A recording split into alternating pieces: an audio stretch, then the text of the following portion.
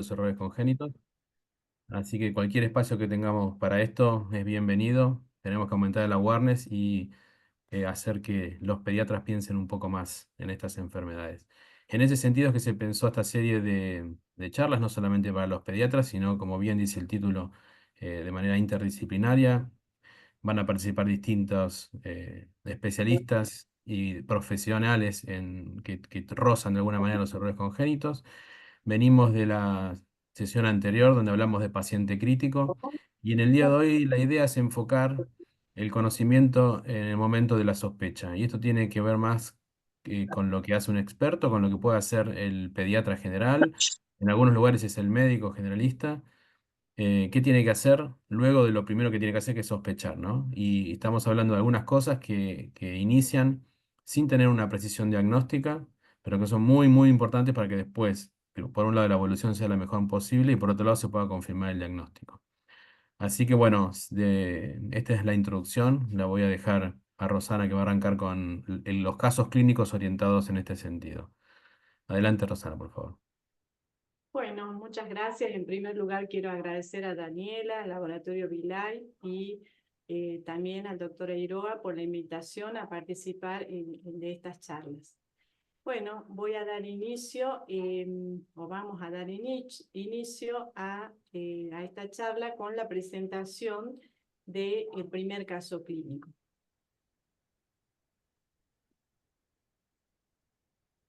Se trata de una recién nacida de sexo femenino con un peso de nacimiento de 3.100 gramos, vigorosa al nacer, fue un ADCAR 910, como antecedentes familiares, son padres sanos, no consanguíneos, es una segunda hija, la mayor fallecida a los 8 meses de vida sin un diagnóstico.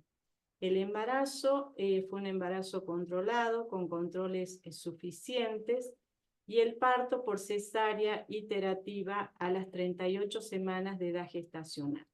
Se da el alta conjunta. A las 72 horas de vida, presenta un cuadro de deshidratación grave, palidez generalizada, mala perfusión, una pérdida de peso de 800 gramos y esto representa aproximadamente un 26% respecto del peso de nacimiento.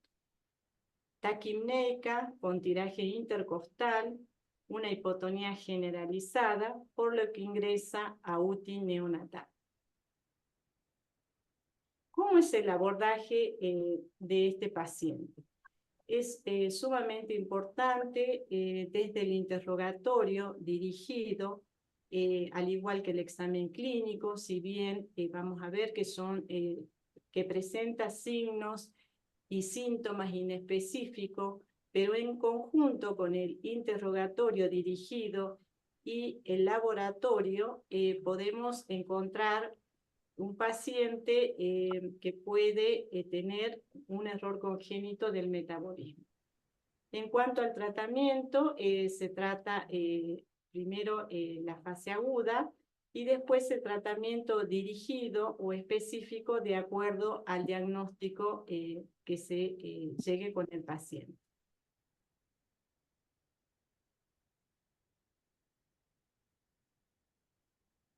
Bueno, entonces estamos frente a un paciente con una descompensación aguda neonatal. En la anamnesis podemos encontrar datos claves que nos pueden ser orientadores para sospechar un error congénito del metabolismo. Dentro de ellos, la consanguinidad es muy importante, aunque muchas veces es difícil el interrogatorio acerca de esto en particular. Es importante consignarlo en la historia clínica. Un hermano fallecido de causa dudosa, muerte súbita o sepsis, como es el caso de nuestra paciente. O bien un hermano con diagnóstico de un error congénito del metabolismo. Todas estas enfermedades genéticas se transmiten en su mayoría en forma autosómica recesiva y con menos frecuencias recesiva ligada al sexo o autosómicas dominantes. También influyen el tipo de alimentación, cambios o modificaciones, como por ejemplo la incorporación de leche de vaca, azúcar, fruta o carne, o bien un rechazo reiterado a algún nutriente, como por ejemplo la fructosa o proteínas. Es muy importante también el horario de la última ingesta, si hubo un ayuno prolongado, los antecedentes obstétricos de la madre, la presencia de un hígado graso o colestasis en el embarazo, se asocia a trastornos de la beta-oxidación, el antecedente también de abortos previos, o el síndrome de Gel, que si bien la incidencia es baja, por debajo del 1%, se asocia a las enfermedades lisosomales. El síndrome de Gel es un cuadro obstétrico que afecta a la madre y que está caracterizado por hemólisis, enzimas hepáticas elevadas o plaquetas bajas. Y un niño sano con enfermedad sobreaguda o grave, como es el caso de nuestro paciente. La siguiente. Bueno, tenemos distintos escenarios en cuanto a la presentación clínica de un error congénito del metabolismo. La presentación aguda neonatal, sabemos que un recién nacido sufre un estrés fisiológico en la adaptación de la vida intrauterina a la extrauterina, y sumado a la alimentación que puede tener nutrientes que eventualmente pueden llegar a ser tóxicos para ese recién nacido, pueden manifestar síntomas que son muy graves en esta etapa neonatal, que inclusive nos pueden llevar a la muerte del paciente. La presentación aguda recurrente, esto lo vemos con mayor frecuencia en lactantes mayores o en niños más grandes.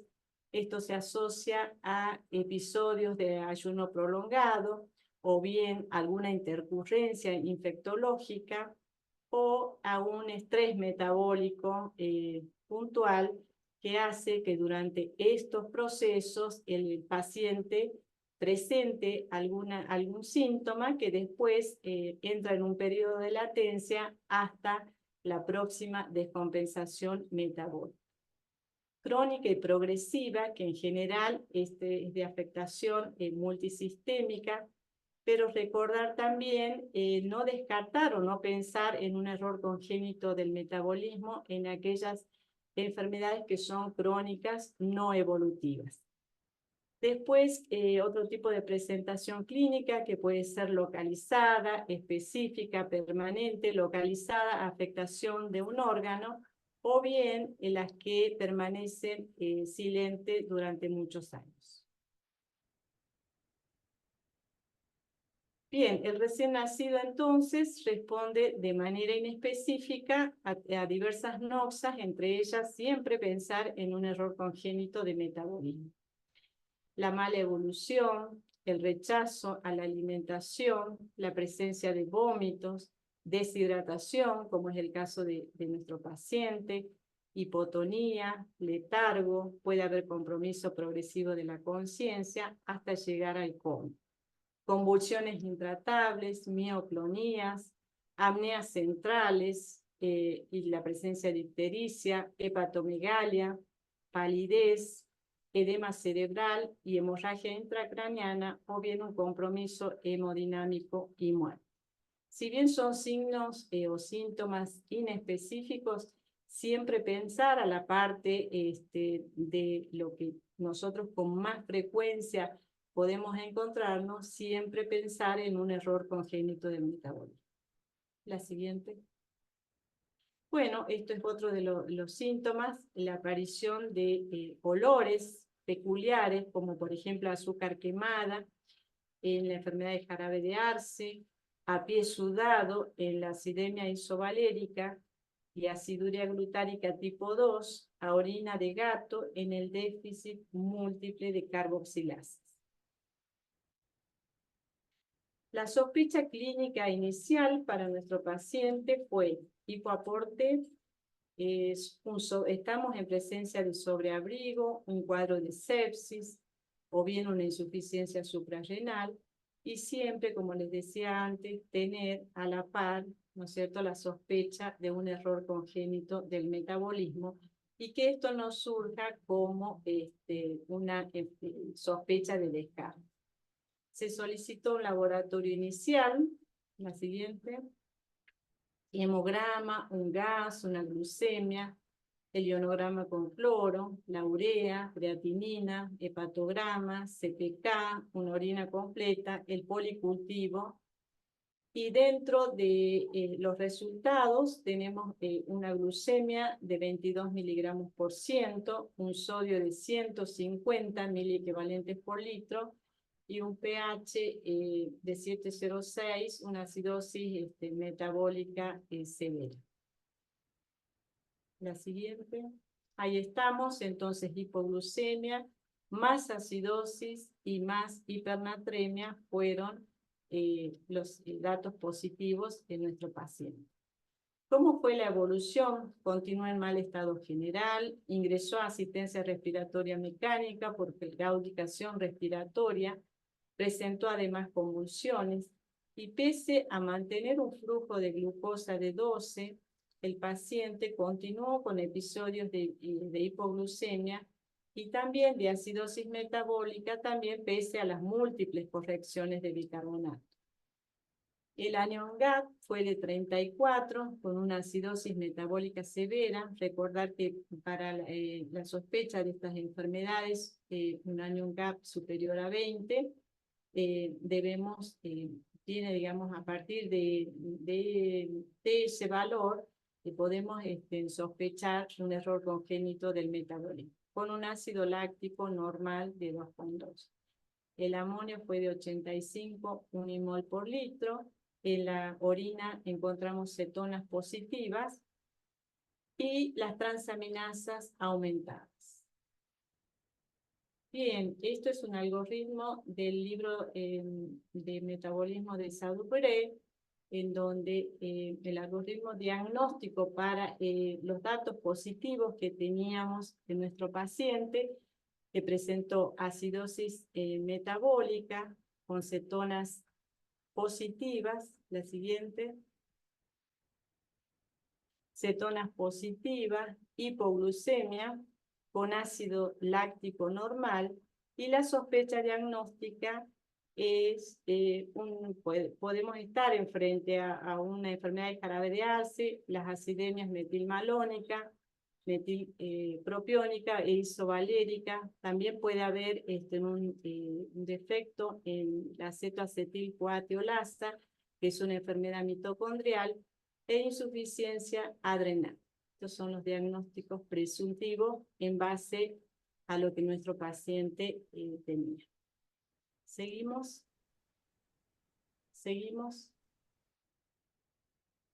Seguimos un poquito más adelante. Les quería mostrar la vía metabólica, ¿sí?, de los aminoácidos. La siguiente, esto es la vía metabólica de los aminoácidos de cadena ramificada y la ubicación del déficit enzimático de las 3 acidemias orgánicas.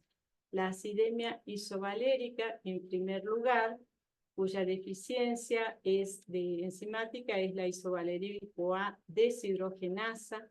La acidemia propiónica, por deficiencia de la propionil-CoA carboxilasa, y la acidemia metilmalónica, por deficiencia de la metil-CoA mutasa. La siguiente. ¿Cuáles fueron las medidas de rescate en este paciente? Bueno, se corrigieron la hidratación, recibió expansiones con solución fisiológica, flujo de glucosa, el aporte también de electrolitos y antibióticos.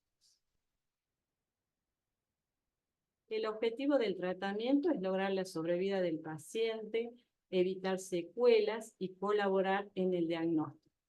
El tratamiento básicamente ocurre en 3 pasos. Lo primero es el soporte, las correcciones de las alteraciones bioquímicas y el tratamiento específico que va a ir dirigido posteriormente cuando lleguemos a una confirmación diagnóstica. Es importante que antes de iniciar el tratamiento nos aseguremos de que se hayan recogido las muestras para el diagnóstico. La siguiente, Mercedes. Bueno, buenas tardes. En esta fase de diagnóstico en la que se encuentra el caso clínico que está presentando la doctora Filtrin, como ya comentó, las medidas primeras van a ser las de rescate, que son de manejo médico, donde generalmente hay que suspender la ingesta proteica por por lo menos por un periodo de 48 horas. Forzar el anabolismo con flujos de glucosa para dar calorías no proteicas. Y si pasaron, bueno, junto con insulina, y si pasaron las 48 horas y todavía no se obtienen resultados de un diagnóstico específico, también se puede iniciar un aporte proteico parenteral. Luego de la confirmación, que generalmente va a durar unos días, ahí se puede evaluar de qué manera se va a incorporar, de qué manera se va a incorporar el aporte a este neonato. Si generalmente va a estar con la nutrición parenteral, con glucosa y lo antes posible tratar de estimular la vía oral, el aparato digestivo a través de la nutrición enteral lo antes posible.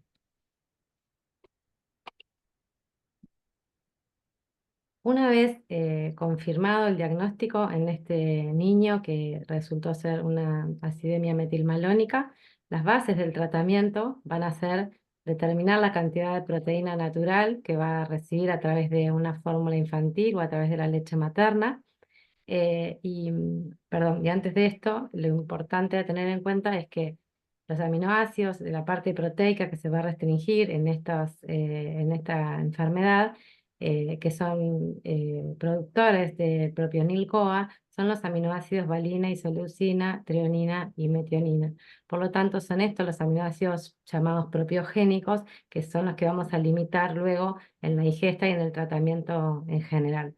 Entonces, las bases del tratamiento van a ser, primero, determinar qué cantidad ese paciente va a tolerar de esa proteína intacta. Ya desde el principio que comenzamos con algo de proteína natural a través de la lactancia materna, si se puede, y si no de fórmula infantil. Luego determinar qué cantidad para cubrir esa cantidad de proteínas, vamos a indicar un sustituto proteico libre de esos aminoácidos propiogénicos. Y para cubrir la cantidad de proteínas que nosotros consideramos que van a ser las totales para cubrir los requerimientos de ese bebé, completamos con el sustituto proteico la cantidad de proteínas requeridas. Nos guiamos por determinadas recomendaciones. En este caso puse el ejemplo de At-A-Glance, de Lori Bernstein y Fran Rohr, que nos dicen, nos dan una guía de rangos en los cuales uno se puede ir guiando para ver qué cantidad de proteína total y luego calcular la proteína intacta o la proteína natural para completar luego con el sustituto proteico. Establecer, por supuesto, las necesidades energéticas.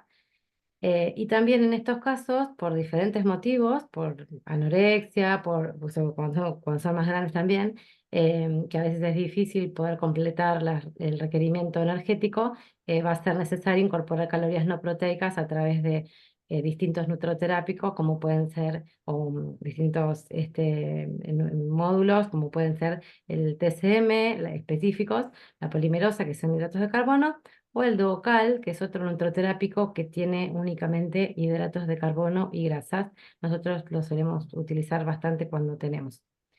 Vamos a determinar la cantidad de líquido, dependiendo del volumen tolerado, que en lo posible va a tener que ser generoso.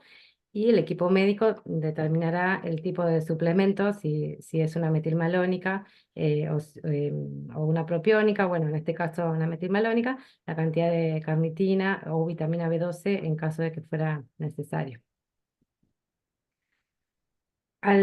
Para seguir, esas eran como las bases del tratamiento para poder continuar como continuamos con este paciente que ya ya superó la fase diagnóstica, se sabe que es una acidosis metilmalónica y al mejorar su acidosis vamos a comenzar con alimentación enteral, con un sustituto proteico libre de los aminoácidos que les comentaba recién y proteína natural en pequeñas cantidades y siempre nuestro límite va a ser que no presente hiperamoniemia.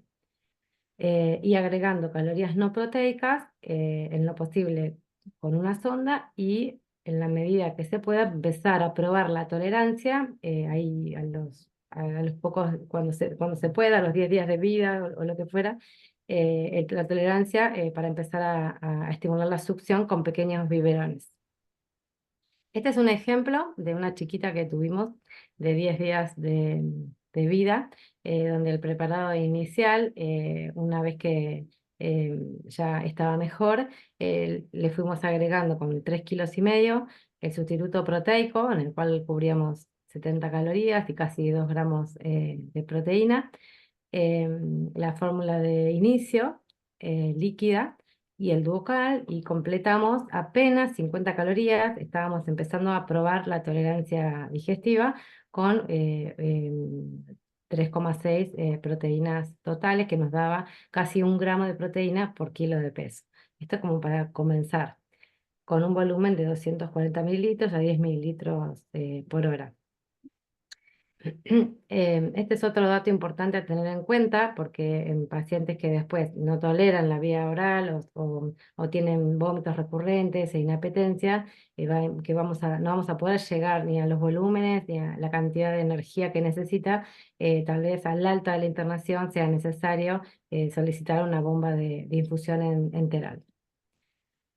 Y este es otro ejemplo de un preparado nutricional al alta de un bebé con diagnóstico de metilmalónica, en el cual se fue con su sustituto proteico, la fórmula de inicio, y ahí ya le cambiamos el duocal por polimerosa.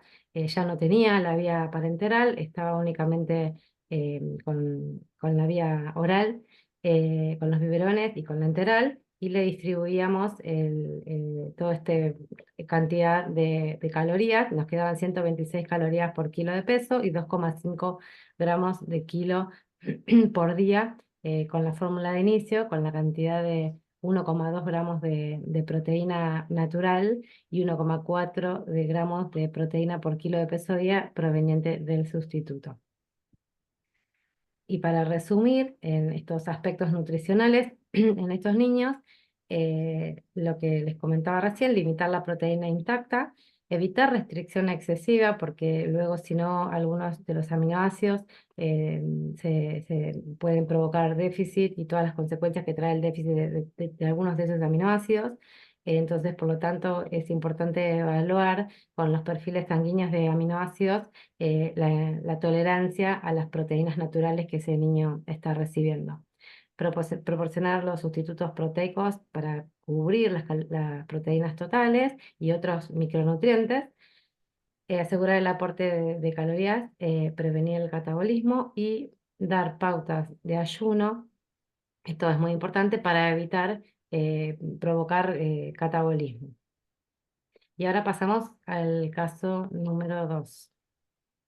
Bueno, este es un paciente de sexo masculino que pesó al nacer 3.720 gramos, también vigoroso al nacer, con un ATAR 9,9, como antecedentes familiares, padres sanos, no consanguíneos, un hermano fallecido por muerte súbita en la etapa del lactante. Fue también un embarazo controlado, sin antecedentes patológicos, y el parto fue por cesárea iterativa. La siguiente. A los 10 meses de edad, en el contexto de un cuadro de diarrea y vómitos, presenta un primer episodio de alteración en el nivel de la conciencia, hipotonía generalizada y temblores. Se toma una glucemia, cuyo resultado fue de 20 miligramos por decilitro. Al examen físico presentó hepatomegalia. A la valoración cardiológica, ante un ecocardiograma, se detectó una cardiomiopatía, por lo que ingresó a UTI pediátrica. El laboratorio inicial también se solicitaron hemograma, gases, glucemia, todo lo que es el medio interno, el hepatograma, CPK, la orina completa, se tomaron hemocultivos y también en este caso importantísimo tomar la muestra crítica en el periodo de descompensación del paciente. Entonces, tenemos un paciente con hipoglucemia, con cetonas negativas, anion gap, GOT-IGPT y CPK aumentadas. Hablamos un poco de la muestra crítica. Es muy importante que estas muestras se tomen en los periodos de descompensación, especialmente antes de iniciar cualquier tratamiento. Es muy importante consignar en el momento de la toma de las muestras todos estos datos que son de mucha ayuda en el momento de la interpretación de los resultados. Las horas de ayuno, qué fue lo último que comió, si hubo cambios recientes en la alimentación, algún antecedente de infección reciente o actual, si recibe flujo de glucosa en el momento de la toma de la muestra, la medicación que recibe el paciente y la madre, la historia clínica detallada y si hubo transfusión o exsanguinotransfusión en los últimos 3 meses. El siguiente. ¿Qué muestras vamos a tomar? En sangre, gotas de sangre en papel de filtro, la tarjeta de pesquisa neonatal, se seca a temperatura ambiente, luego se conserva congelada a una temperatura de menos 20 grados. O bien sangre con heparina para obtener plasma en cantidades de 5 a 10 mililitros. Se separa el plasma por centrifugación y también se conserva a menos 20 grados o en un tubo seco. Sangre para obtener suero de 2 a 5 mililitros, esperar que coagule y separar el suero para conservarlo también a una temperatura de menos 20 grados centígrados. El líquido, si se llegara a tomar el líquido cefalorraquídeo, es importante separar para luego poder realizar una muestra pareada con plasma. La cantidad es de 1 mililitro y también se congela. La orina, la más óptima es la primera orina emitida durante el periodo de descompensación, de 10 a 15 mililitros y también congelar. Es importante realizar una prueba de manera de poder conocer el pH y la presencia de cetonas en esa muestra de orina.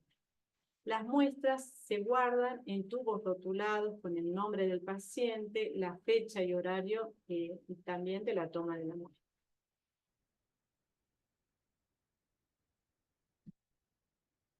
Bien, en nuestro algoritmo diagnóstico tenemos entonces un paciente que presenta acidosis.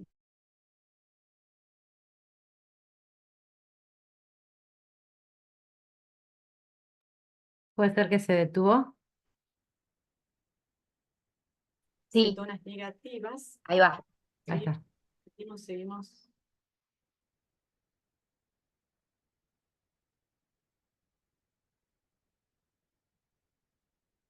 Hepatomegalia, la presencia de hepatomegalia, y dentro de los diagnósticos diferenciales, un defecto de la beta oxidación. ¿Sí? Dentro de los diagnósticos diferenciales más frecuentes.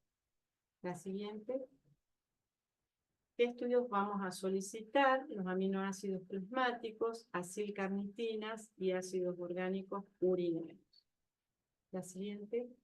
El diagnóstico de confirmación siempre se realiza con el estudio genético.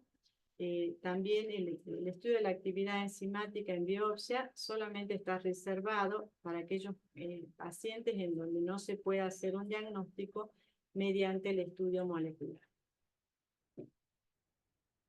El objetivo entonces del tratamiento, ya lo hemos dicho, es lograr la sobrevida del paciente, evitar las secuelas y colaborar con el diagnóstico. Tenemos medidas de soporte, corrección de alteraciones bioquímicas y el tratamiento específico que va a ir dirigido de acuerdo al diagnóstico final que presente el paciente.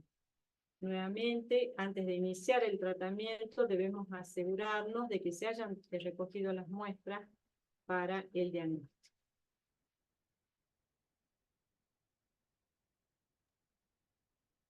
Bueno, en principio, para los lactantes con sospecha de algún déficit de beta oxidación de los ácidos grasos, la primera recomendación va a ser siempre evitar el ayuno mientras se espera la confirmación del diagnóstico. Para los lactantes que ya desarrollaron síntomas clínicos, como este caso que se acaba de presentar, ante esta ya sospecha del diagnóstico, vamos a suspender la lactancia materna o la fórmula infantil, lo que estuviese recibiendo el bebé, hasta que se establezca el diagnóstico y si también se diagnostica el fenotipo, mucho mejor para poder guiar el tratamiento específico. Las recomendaciones es agregar una fuente de triglicéridos de cadena media, preferentemente con una fórmula específica que ya vienen listas nutroterápicos para usar, que son generalmente bajos en triglicéridos de cadena larga y altos en triglicéridos de cadena media. Lo vamos a llamar fórmula específica para no repetirlo todo el tiempo. Pero en principio, las pautas más importantes son evitar, o sea, tomar todas las precauciones para evitar los ayunos, si ya hay síntomas clínicos instalados, suspender la lactancia materna, o sea, todo el aporte de proteínas, de grasas que va a recibir de esa fuente y agregar un nutroterápico. En nuestro país tenemos estas marcas que generalmente son desde el nacimiento. Hay una nueva que salió que es a partir de los 7 meses y todas van a tener entre un 80-84% de TCM, varían entre 11 a 16 gramos cada 100 gramos de polvo, y triglicéridos de cadena larga entre 15 a 20%, o sea, entre 2 a 4 gramos por 100 gramos de polvo. Y proteínas van a estar entre 12 y 13 gramos, como la fórmula de inicio que se manejan actualmente. El porcentaje de este alto de TCM es específicamente para estos defectos de beta-oxidación, debido a que el TCM, ya los voy a mencionar un poquito más adelante, no necesita de las enzimas ni de la carnitina para ingresar a la mitocondria y producir energía. Por lo tanto, es un gran recurso para utilizar en este tipo de enfermedades. Otro punto importante a tener en cuenta es que como los triglicéridos de cadena larga van a estar, la recomendación va a ser que van a estar controlados, no es que va a ser cero de triglicéridos de cadena larga por el tema justamente de los ácidos grasos esenciales, que tenemos que evitar su déficit. Por lo tanto, estas fórmulas también tenemos que asegurarnos de que tengan esa pequeña cantidad de TCL o triglicéridos de cadena larga y que también estén suplementados con ácidos grasos esenciales. Las bases del tratamiento en un BLCAD, como es este caso que comentaba Rosana, van a ser, no va a ser una dieta o una alimentación 0% grasa, sino que va a haber un porcentaje de grasa total.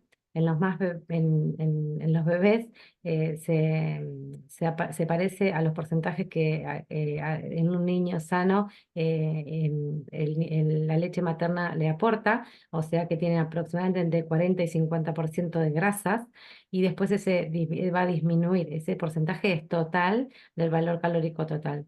Luego, ese porcentaje lo vamos a dividir y si conocemos el fenotipo o tenemos aproximación al fenotipo de estos bebés, vamos a manejar distintos porcentajes de grasa dentro de este total. Entonces, ay, se me corre solo. Por ejemplo, en un neonato moderado, probablemente haya un 15, un 20% de triglicéridos de cadena larga y aproximadamente un 10, 30%, un 15, un 20% de triglicéridos de cadena media, que van a completar el porcentaje total de grasa. Y esto lo vamos a cubrir con la fórmula específica al principio, y después cuando son más grandes y comienzan a alimentarse, todos los alimentos, si bien cada alimento va a tener distintos ácidos grasos dentro de su composición grasa, van a predominar en los alimentos todos los triglicéridos de cadena larga. Por lo tanto, la alimentación, y en este caso cuando son más grandes y ya empiezan a comer, va a estar restringida los ácidos grasos, la grasa de las comidas, porque la mayoría es triglicéridos de cadena larga, y va a haber una suplementación de triglicéridos de cadena media. Esto es como la base del tratamiento. Pero después van a comer proteínas, hidratos, fibras, verduras, eh, como cualquier otro niño, y siempre teniendo en cuenta también la cantidad de triglicéridos o estar atentos a eso para que no produzcan los hidratos de carbono triglicéridos. Esta es como la base del tratamiento en un BLK. En este caso, les quería compartir un ejemplo de de este niño de 10 meses de edad que comentaba Rosana. En principio, su ingesta aproximadamente llegaba a 850 calorías con los alimentos y la lactancia materna por la edad. Y se le cambia a una fórmula baja en TCL, una fórmula específica y alta en TCM. Entonces, en este niño quería mostrarles como la comparación de lo que venía recibiendo, los porcentajes de grasa, de hidratos y de proteínas que recibía en su valor calórico total, siendo todas las grasas de triglicéridos de cadena larga, ¿no? Aproximadamente 37 gramos totales. Y cuando se le cambia a la fórmula específica, para comenzar, si bien esto es un ejemplo de comienzo, porque no son 530 calorías y no cubriría lo que este lactante necesitaría, pero era un ejemplo para mostrarles el porcentaje va a variar de hidratos, proteínas y grasas, pero estas grasas, estos 16 perdón, estos 16 gramos de grasas que va a recibir en una formulación con 120 gramos como para comenzar, porque también este bebé probablemente después vaya a comer. Estos 16 gramos de grasa con una de las fórmulas específicas le van a proveer eh, aproximadamente un 21% de TCM y un 4% de TCL.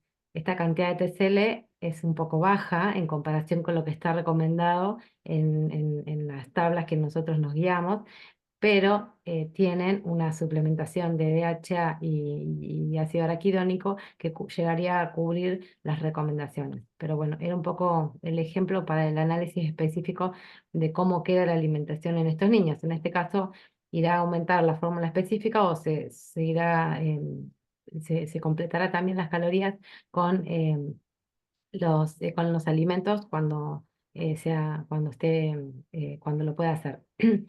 Y tener en cuenta también, otro dato que dicen las guías de tratamiento de BLCAD es que las dosis adecuadas para DHA, hay como un consenso general que serían aproximadamente 60 miligramos para bebés y 100 miligramos para niños, para prevenir déficit de ácidos grasos esenciales.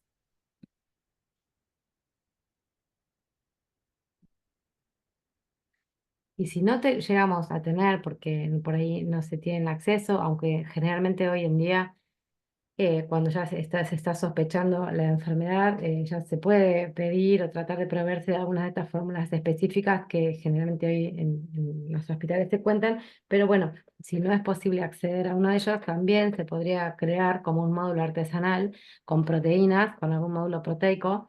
Si bien el clásico de módulo proteico hoy está recomendado para más de 3 años, en una pequeña cantidad se podría llegar a lograr un preparado con aceite, TCM, polimerosa y algún módulo proteico si no pudiésemos contar con alguna fórmula específica o no tuviésemos el acceso rápidamente. Bueno, y en el caso de que nosotros, el equipo tratante, ya conoce que hubo un hermanito fallecido o otro embarazo complicado o otro hermanito con un error congénito del metabolismo, y se solicita la pesquisa ampliada en la cual se puede llegar hasta a diagnosticar esta enfermedad, y puede ser que el niño permanezca asintomático. Por lo tanto, en los casos en que el niño permanezca asintomático, o sea, no presenta químicos, no presenta síntomas frente a un diagnóstico de BLCAD, sí hay que evitar el ayuno excesivo, y tener la precaución de evitar el ayuno, que es muy importante, y continuar amamantando si es que no tiene síntomas. Es adecuado continuar con la lactancia materna sin necesidad de suplementar, pero esto en caso de que el niño no tenga sintomatología.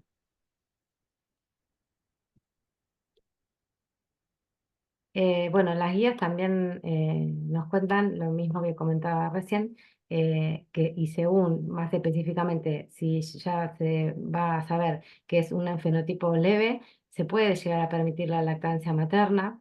Si es moderado, también se puede considerar la posibilidad de continuar y por ahí agregar o combinar con una fórmula específica. Y si es, si es un fenotipo grave de BLK, la principal fuente va a ser una fórmula específica, baja en TCL y alta en TCM, pero se podría llegar a considerar, según cada caso, eh, algo de lactancia materna por todos los beneficios que la lactancia materna trae.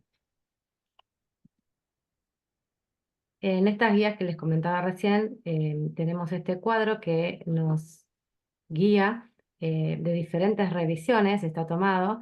Por ejemplo, la primera revisión habla de si el lactante es sintomático, directamente 100% de fórmula específica.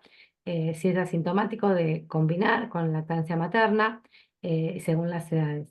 En esta otra revisión nos habla de que el lactante es hasta 4 meses. De la misma manera, si el lactante es sintomático, directamente fórmula específica, y si es asintomático, que se puede combinar con la lactancia materna. Y luego, bueno, las directrices de cuando empiezan a comer, cómo mezclar, digamos, dentro del valor calórico total, la cantidad de grasas que van a provenir del TCM y cuánta cantidad de los alimentos. Bueno, es fundamental tener muy presente el tema de prevenir el ayuno. Todos los individuos sanos con BELCA o que son asintomáticos tienen que evitar los periodos prolongados de ayuno independientemente de la gravedad de la enfermedad. Y las pautas de ayuno van a ser seguras si también la ingesta diurna, la ingesta que consume de calorías, proteínas, etcétera, durante el día, y eso es muy específico, lo determina el equipo tratante y se va a ir analizando en cada caso en particular. Como una guía se puede llegar a tener estos horarios de ayuno según el fenotipo y según la edad, pero siempre va a ser muy pautado con el equipo tratante. Y por último, les quería comentar, estos son los triglicéridos de cadena media, que no aportan 9 kilocalorías por gramo como las grasas, sino que aportan 8,5, un poquito menos. Recordarles que luego estos TCM, triglicéridos de cadena media, son los que se agregan a la alimentación cuando son más grandes y va a recibir, ella no va a recibir la fórmula específica, sino que va a recibir una alimentación baja en grasas de los alimentos, sí con una cantidad contabilizada de aceites comunes y con el agregado de TCM. Recordemos, como les decía hoy, que los TCM tienen una hidrólisis más completa y rápida que los triglicéridos de cadena larga, no precisan de las sales biliares, no penetran en el sistema linfático, no se incorporan a los kilomicrones, por lo tanto no requieren de lipoproteínas, son retenidos en el hígado sin necesidad de la carnitina para atravesar la membrana mitocondrial e ir al ciclo de beta oxidación, y se oxidan rápidamente. Y bueno, y por último, lo que veníamos comentando, el tratamiento nutricional va a ser la modificación de la grasa de la dieta, no va a ser una dieta 0% grasa, sino que vamos a modificar la fuente de la grasa, siempre teniendo en cuenta la edad, el fenotipo, y alcanzando la ingesta total recomendada para la edad del niño. Por ejemplo, en este caso, acá les traía del National Research Council la cantidad de gramos de grasa por día recomendada, por ejemplo, para los más chiquitos, y luego tener en cuenta que la grasa total va a incluir algo de TCL que tiene que estar incorporado para que no haya déficit de ácidos grasos esenciales. Y bueno, los que tienen una forma más leve, tal vez no sea necesario reemplazar esa parte de TCL que naturalmente está en la dieta de cualquier niño sano, siempre que la persona permanezca asintomática. Y en las formas más moderadas y graves sí lo vamos a tener que restringir, y cambiar la fuente y completar con TCM.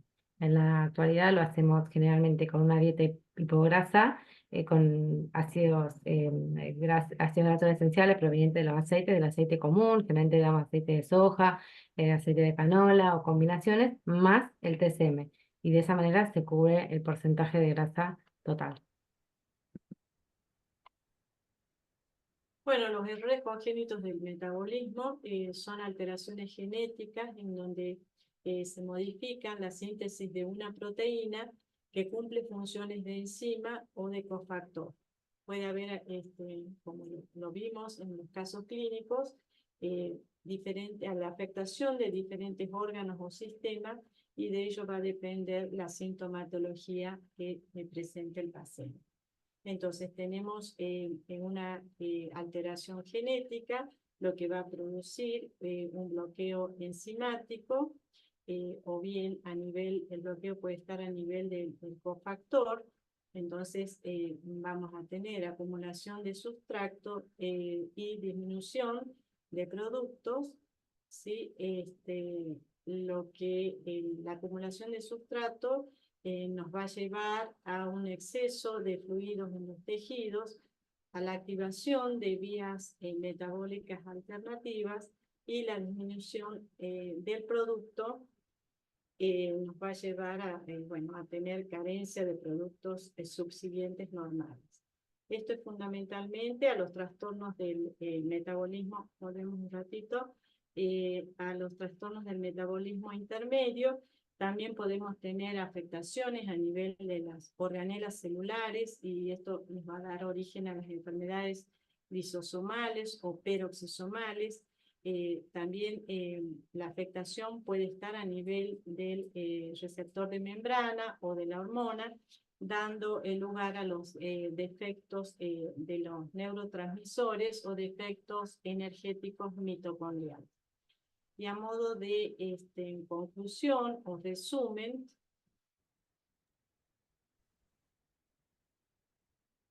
siempre tener un alto índice de sospecha para los errores congénitos del metabolismo. Ya lo dijimos anteriormente, debemos pensar en forma paralela a otros trastornos que pueden llegar a ser más comunes, y no tenerlo como una enfermedad de descarte. Es importante la historia clínica, la anamnesis dirigida, el examen clínico. Aproximadamente el 50% se presentan en la etapa neonatal. Sin embargo, pueden presentarse a lo largo de toda la vida. Pueden afectar también cualquier órgano o sistema, y las manifestaciones clínicas más frecuentes son neurológicas y digestivas. Neurológica porque el cerebro es uno de los órganos que más demandas energéticas tiene, y digestiva porque a nivel hepático la mayoría de los macronutrientes se metabolizan en este órgano. ¿Sí? El laboratorio sugestivo con alteraciones de hipo o hiperglucemia, la presencia de acidosis metabólica, el amonio alto, ácido láctico también elevado, el anion GAT por arriba de 20, hipo o hipercetonemia, ¿sí? Y otros estudios que también nos pueden colaborar con el diagnóstico. Importantísimo tomar la muestra crítica para realizar aminoácidos, acilcarnitinas y ácidos orgánicos urinarios, y por último la biología molecular. Sí, es importante no esperar a que los errores congénitos del metabolismo no se encuentren, sino que hay que salir a buscarlos. Bueno, eso es todo. Muchas gracias. Muchas gracias. Bueno, muchas gracias, Rosana, muchas gracias, Mercedes, por la presentación. Yo voy a hacer un pequeño resumen de lo que contaron, marcando algunas cosas que me parecen importantes de estos dos casos. Lo que tienen en común los dos es que se manifiestan con hipoglucemia, entre otras cosas. Y el foco de lo que queremos transmitir hoy es que esto que se contó es una película que vista hoy para atrás parece fácil, pero que en el momento que van sucediendo estas cosas, cada día el responsable del manejo del paciente va cambiando. Al principio, en el primer caso era un neonatólogo, en el segundo seguramente fue un pediatra, un terapista probablemente. Y termina la historia con Mercedes que ya implementa el tratamiento específico. En el medio de todo eso hay un momento donde empieza la sospecha de la enfermedad metabólica y donde empieza un tratamiento que todavía no es lo específico que termina siendo al final. Y ahí es donde yo quiero hacer como un foco en este momento. En el primer caso, estas hipoglucemias se manifestaron de manera recurrente. Eh, Eso tal vez tenga que ver con la práctica difundida de la corrección rápida de las hipoglucemias que genera un hiperinsulinismo secundario y después otra hipoglucemia. Y esa puede ser la razón por la cual con flujos altos de glucosa inicialmente el paciente no recuperaba la glucemia porque el mecanismo de la hipoglucemia en a las ciudades orgánicas no explicaría eso. Pero también ocurren estas cosas que de alguna manera nuestra intervención va a alterar lo que tiene el paciente y a veces puede confundirnos y llevarnos a pensar que la etiología puede ser diferente. Pero bien como mostró Rosana, con los laboratorios generales en este primer caso, nos podemos orientar fácilmente a entender que el paciente puede tener una acidemia orgánica. De hecho, la presencia de cetonuria en un recién nacido es diagnóstica de una enfermedad metabólica. Después tenemos que ver cuál es. Entonces, viendo entonces esto en fotos, en esa foto de ese momento, la sospecha inicial se transforma en una sospecha alta y la sospecha alta tiene una orientación específica que es hacia las acidemias orgánicas. No sabemos cuál, pero esto probablemente sea una acidemia orgánica. Con lo cual, lo que tienen en común de tratamiento las acidemias orgánicas es la restricción proteica. Finalmente fue una acidemia metilmalónica y se restringieron estos aminoácidos, pero obviamente, y depende de dónde estén, desde esta sospecha hasta que se confirma cuál es la acidemia orgánica, entran en juego los laboratorios específicos y ahí puede haber una cierta demora de tiempo. Y el paciente no puede seguir en stand-by mientras tanto. Entonces, los dos casos tienen en común que hay que evitar el ayuno y que el aporte principal de energía proviene de la glucosa. Esas dos cosas se pueden hacer sin conocer cuál es el nombre de la enfermedad. Y en el caso de la sospecha de la acidemia orgánica también se puede implementar una restricción proteica, como mostró Rosana al principio, de 0,3 gramos de proteína, a veces un poco más, dependiendo del estado general del paciente, sin una restricción particular de aminoácidos, hasta tener el resultado final. Entonces, para hacer, antes de tener el diagnóstico confirmado, hay un montón. Y de vuelta, es muy complejo, pero es tarea de todos ustedes y de los pediatras y de los neonatólogos implementar estas primeras medidas hasta que se conoce el resultado final. Respecto del segundo caso, de vuelta, la hipoglucemia era algo dominante asociado a la hipocetosis. Eso es lo que marca la diferencia entre los dos casos, la presencia y la ausencia de cetonurias en el segundo. Y en este punto lo que quiero marcar es que los efectos de beta-oxidación no solamente corresponden a VLCAD, también pueden ser, y es mucho más frecuente, el MCAD, que es la deficiencia de acil-CoA dehidrogenasa de cadena media, y donde ahí el tratamiento que implementamos para el VLCAD puede ser peligroso, porque estos pacientes no pueden metabolizar los triglicéridos de cadena media. Entonces, en este punto, para implementar este tratamiento definitivo que se mostró acá, es necesario tener una confirmación diagnóstica. No lo podemos hacer a ciegas, sospechando inicialmente un defecto de beta-oxidación de forma genérica. Claramente, la presencia de compromiso muscular y hepatopatía nos habla más acerca de un defecto de cadena larga, pero yo sería cauto si no tengo certeza de administrar una cantidad de TCM elevada. Lo que sí, de vuelta. Fíjense que la dieta final que Mercedes manifiesta que se trató el paciente tenía 62% de hidratos de carbono. Es decir, que podemos empezar un tratamiento en base a hidratos de carbono y en este caso sabemos que no hace falta restringir la proteína, con lo cual podemos dar el aporte proteico que requiere el paciente y después ajustar la grasa cuando ya tengamos el resultado definitivo. Pero de vuelta, hay muchas cosas para hacer con los laboratorios generales sin todavía tener los resultados específicos. Ese era un poco el cierre que yo quería darles. Déjenme mirar si anota algo más, pero creo que no. No, eso es todo. Ahora los dejo porque hay un par de preguntas para hacer y completar esta presentación con eso. Bueno, vamos a la primera pregunta.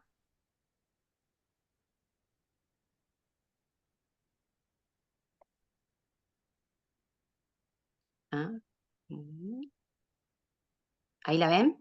No sé si ahí las quieren leer. Hola, Le. Sí, indique verdadero o falso.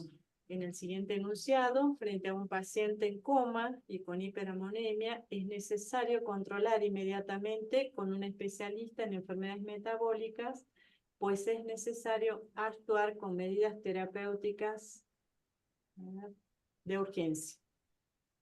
¿Verdadero o falso? Para contestar. Damos unos minutitos. Es anónimo las respuestas, así que anímense porque está en esto la interacción que atraviesa un poco las pantallas y nos permite interactuar. Así que anímense a votar.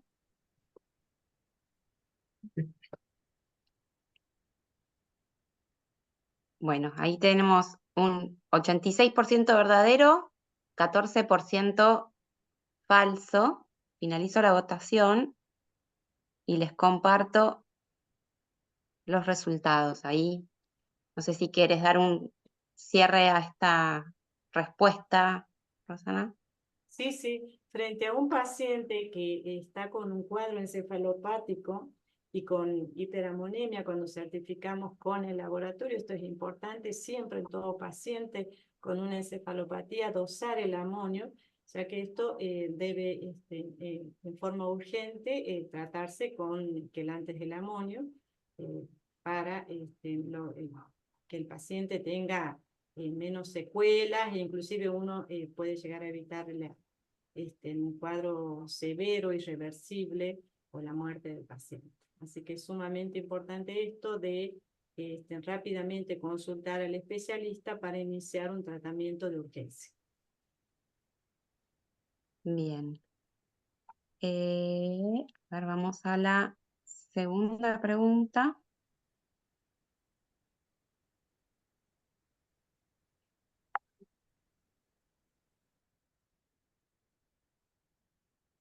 Ahí la ven. Sí, se ve. Sí, sí, sí.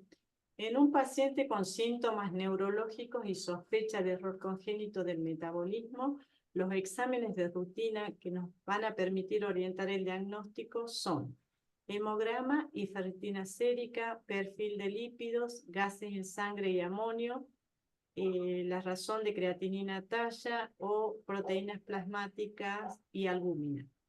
Un verdadero, sí, a ver, ahí está.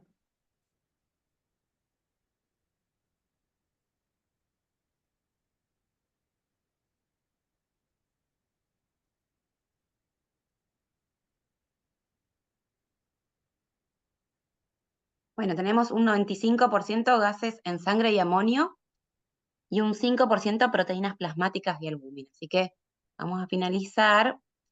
Comparto resultados. Aquí. Sí, la respuesta correcta es gases en sangre y amonio. Hemos hablado también a lo largo de la charla que el laboratorio nos puede orientar, el laboratorio basal, hacia la sospecha de los errores congénitos del metabolismo, como la presencia de acidosis y en el caso de que el paciente tenga síntomas neurológicos, el amonio también nos va a ser de mucha ayuda en la sospecha diagnóstica. Vamos a la tercera.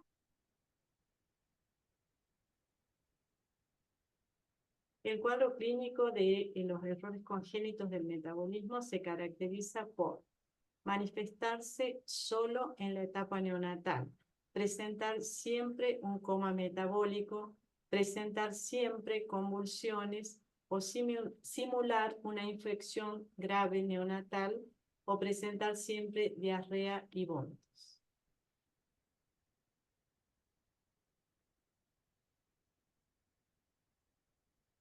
Bueno, ahí un 85%, 87%, casi un 90%, simular una infección grave neonatal y un 16% manifestarse solo en la etapa neonatal. Así que vamos con... Bien, la respuesta correcta es simular una infección grave neonatal.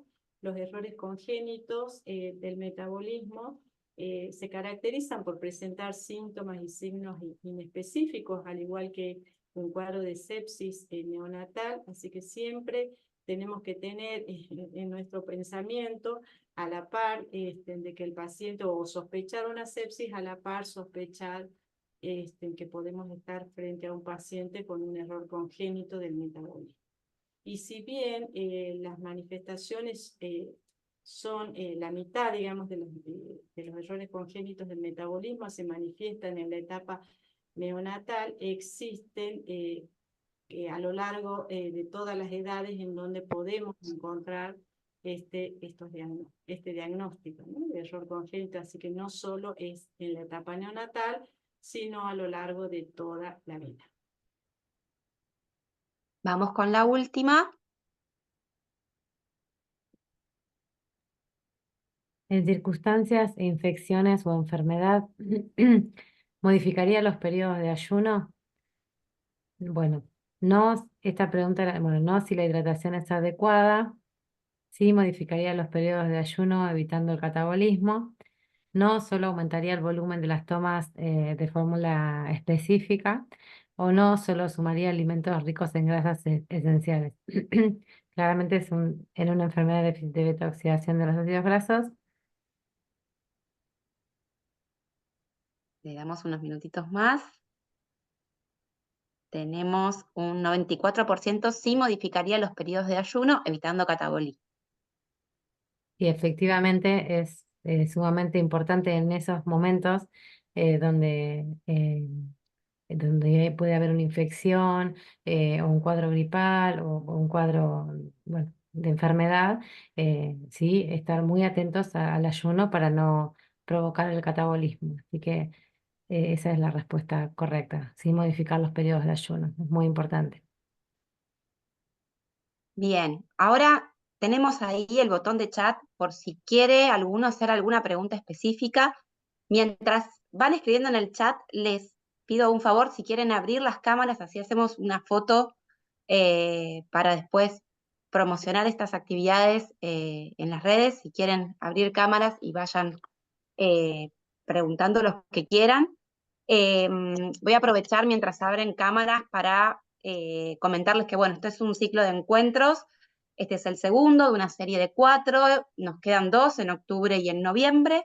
El próximo es el 16 de octubre y el tema va a ser transición en errores congénitos del metabolismo. Los disertantes, obviamente la coordinación va a estar a cargo del doctor Hernán Eiroa, presidente de la Asociación de Errores Congénitos, y los disertantes van a ser la licenciada Natalia Presner del Hospital de Clínicas, la doctora Natalia Vázquez, que es doctora en psicología y fundadora y directora de FUPAE, y la licenciada Natasha Kleinerman, que es licenciada en psicología y paciente PKU. Así que bueno, van a ir recibiendo el flyer y el link de inscripción como todos, así que bueno, estén atentos a eso. Voy a hacer una foto, así que saluden los que quieran. Y no sé si tenemos preguntas. Escriban, aprovechen que tienen estos excelentes profesionales hoy para preguntar.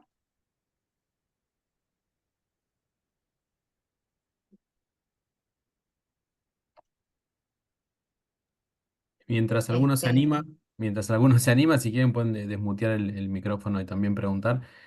Si les gusta conocer un poco más de los errores congénitos, si les interesa esto, a quien no forma parte de la asociación, aprovecho mientras piensan la pregunta, los invito a entrar a nuestra red, a nuestra web eh, de la Asociación Argentina de Errores Congénitos del Metabolismo, que tenemos un montón de actividades para todo aquel que le interese participar. Gracias, Daniela, por permitirme pasar este chivo acá.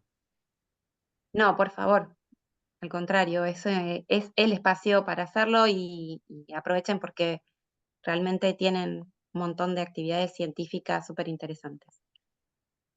Bueno, no hay nadie que quiera preguntar, parece. Sí, ahí pregunta alguien desde un Android Blue Droid.